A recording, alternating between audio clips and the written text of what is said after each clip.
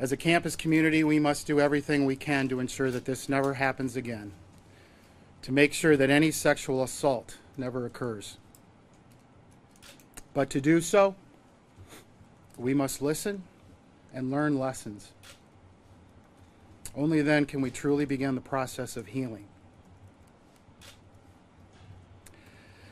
I've tried to do this since first learning about the abuse in September of 2016. At the beginning of my tenure as athletic director, I established a mission statement, one with the student athlete at its core. Our first priority has always been their health and safety. That focus, along with our core values, has guided our department each and every day. Values such as respect, accountability, and perhaps most importantly, integrity, have served as the foundation through good times and bad, perhaps at no time more than just the last few days. I spoke to my administrative staff, coaches, many student athletes, and most importantly, my wife Nancy and my children over the course of the past week. They are all incredible people, amazing Spartans. I've always been a Spartan, and I always will be. It's been an absolute honor to guide the athletic department for the last decade. That being said, today I'm announcing my retirement. This was not an easy decision for my family. And you should know, and you should not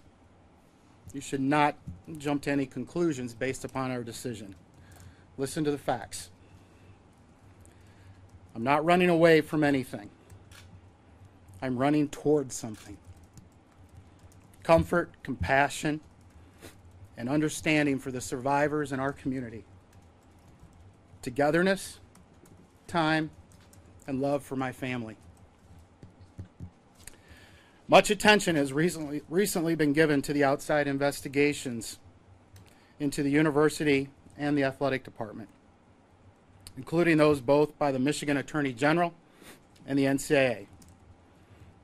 Let me be clear that in retirement, I will fully cooperate with these and any other investigations.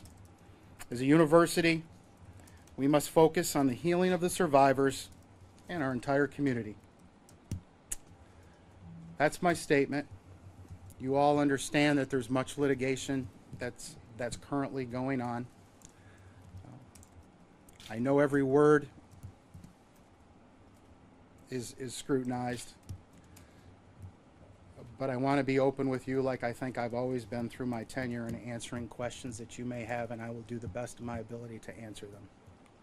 Mark, you didn't know about Nasser till 2016. To the best of my knowledge, you've never met him. So how has this resignation helped the process? As you ask, you're correct. And in the statement that I made to the FBI and to the MSU police, I did not know about this prior to the September 2016 article. I was not informed of the 2014 investigation. At the same time, there is so much pain and there's so much healing that needs to be done. In a small way, Nancy and I believe that this may help that process. And I want to be clear that I was not asked to retire. I don't believe I was pressured in any way to retire. This is a choice that Nancy and I made, and we're going to move forward with our lives and see what's around the corner. So it's our choice was for the right reasons.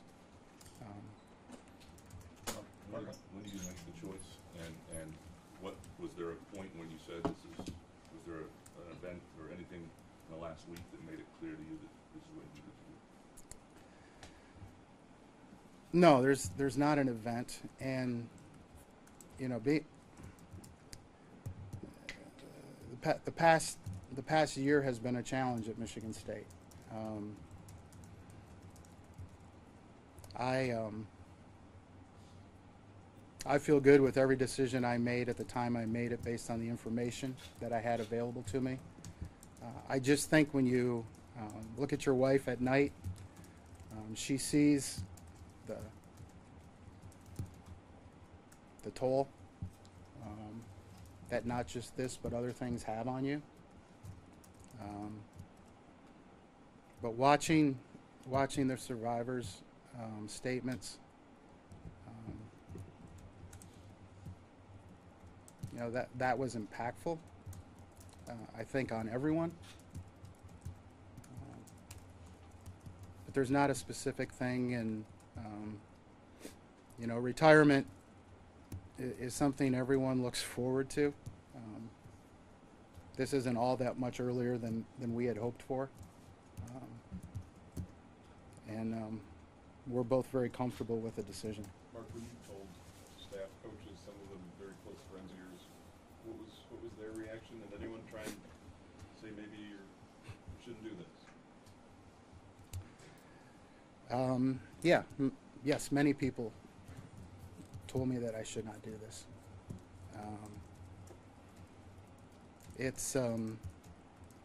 There are things that happen in your life. You get messages.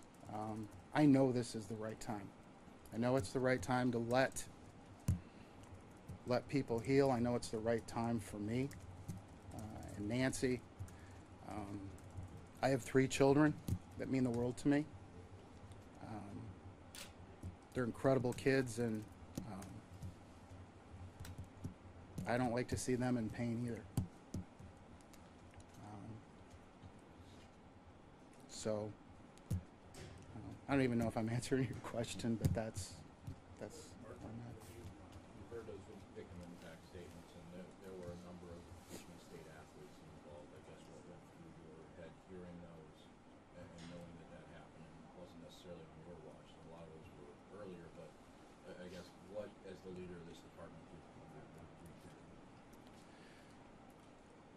I think what you heard was the emotion, the breadth of the pain that he caused. For the first time, learning some of the names, that whole process was, I think, very emotional for a lot of people. As you look at the medical services that are provided, the MSU health team is contracted with us to provide medical coverage for our student athletes, and for a variety of reasons we don't have access to information, for good reasons. And listening to those was the first time for many of us to know, you know, how many student athletes were at least that came forward in that process. But what it really showed to me was the expansive path of evil that he had, way beyond MSU and way beyond East Lansing, and horrible. Is there anything you wish you would have done differently, or the university would have done differently throughout this process? Again, based on the information that I had at the time I had it, there's nothing that that I had as far as making a decision. You know, I think it's very, when you have an opportunity to go back and reassess anything, there's going to be opportunities for improvement, which is one of our core values, is to always improve.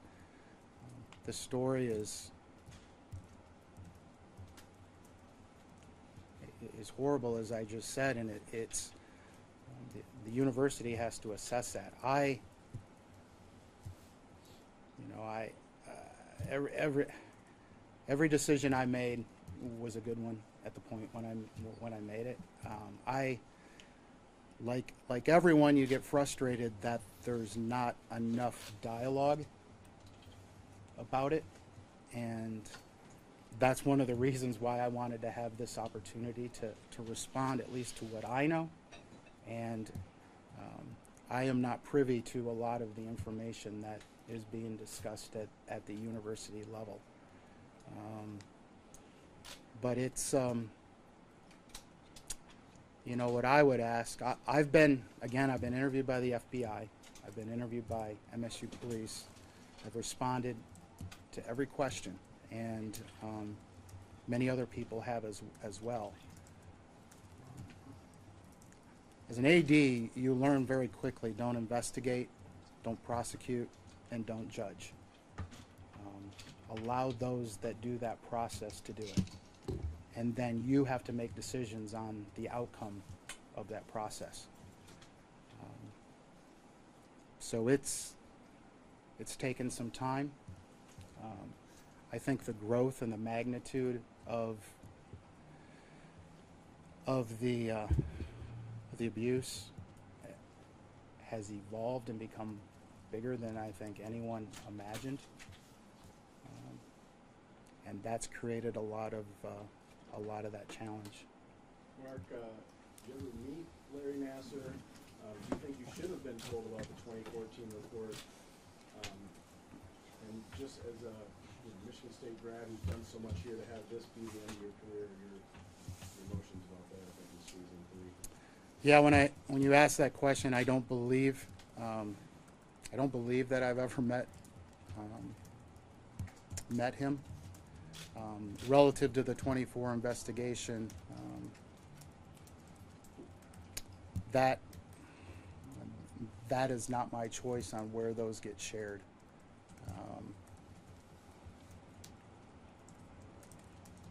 You know, in hindsight, you ask yourself that question, but that was not my choice at that time.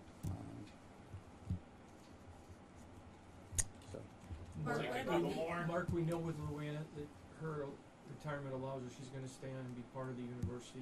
Are you gonna in any way stay connected? Will you be a consultant? Will you be there for Greg? Can you just talk about maybe anything role? My last day in the office is Wednesday. I'll obviously be here to cooperate with any investigation that's taking place by any law enforcement agency, NCAA. I'll always be a Spartan, but beyond that, no, I don't have any role at Michigan State after Wednesday. Mark, what did Kathy Clegg say to you when she decided to retire, and the complaints that came to you around that time as well? How did you guys handle it? The conversation with Kathy Clegg occurred following an allegation of some comments that were made in a meeting in September of 16 that pertained to her being extremely vocal in her support, to the point of asking student athletes to write sympathy cards. When I was given that information by our general counsel, and as a result of the police investigation, the conversation was very short.